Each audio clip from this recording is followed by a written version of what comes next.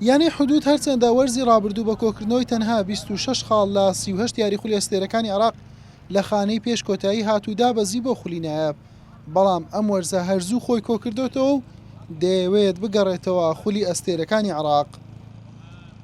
بسم الله الرحمن الرحیم. سوپاسی هەموو ئەوانە دەکەین هاوکار بوون کەمپە مەشقەکەمان لە هەولێر ئەنجام بدەین. ئامانجمان ڕوونە گەڕانەوە بۆ خولی ئەستێرەکانی عێراق و هەموو پشتگیریەکی تیپەکەشمان دووپات کردوێتەوە. منافسات دەوری العراقی الممتاز. یانێ حدود گۆڕانکاریەکی ڕیشەیی کردووە، سادق حەنونی کردوتە ڕاهێنەر و تەنها 4 یاریزانی لە تیپەکە هێشتۆتەوە. تەواوی یاریزانەکانی دیکەی نوێن، 3 یاریزانی پیشەگەر گەیشتونەتە مەشقەکانی تیپەکە و سییانیان ماون بگەن. تیپەکە ماوەی 2 هەفتە لە هەولێر دەبێت و چەندین یاری دۆستانەش ئەنجام دەدات. الحمد لله لحد الآن استعداداتنا جيدة وممتازة.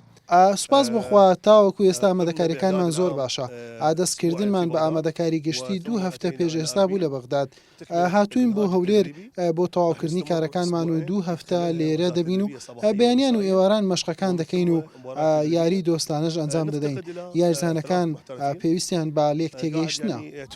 تباعا أكيد يحتاج لنا انسجام، يحتاج لنا مباراة تجريبية.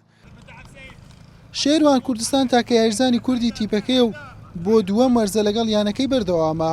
شێروانی 28 ساڵان لە هێڵی ناوەڕاست و پێشەوە یاریگە یاری دەکات. پێشتر بۆ یانەکانی هەولێر و نەورۆز یاری کردووە. ڕاستی من پار بۆندی 2 ساڵم لەگەڵ یانەی حدود واشو کرد. ئەم ساڵیش دەستەی ڕاهێنەران و ئیدارە زۆر سوور بوون لەسەرەوەی کە لە یانەکە بمێنمەوە و ئامانجیشیان سەرکەوتنە یانەکە بۆ خولی محتەرفینی عێراق دووبارە بۆیە من مامەوە لە یانەکە و نزیکەی ماوەی 15 ڕۆژ ئامادەکاریمان دەست پێ کردووە. 15 ڕۆژ بۆ معسکەری تدریبی هاتوونتە هەولێر، ئینشاڵڵا سوودێکی باشە بێ.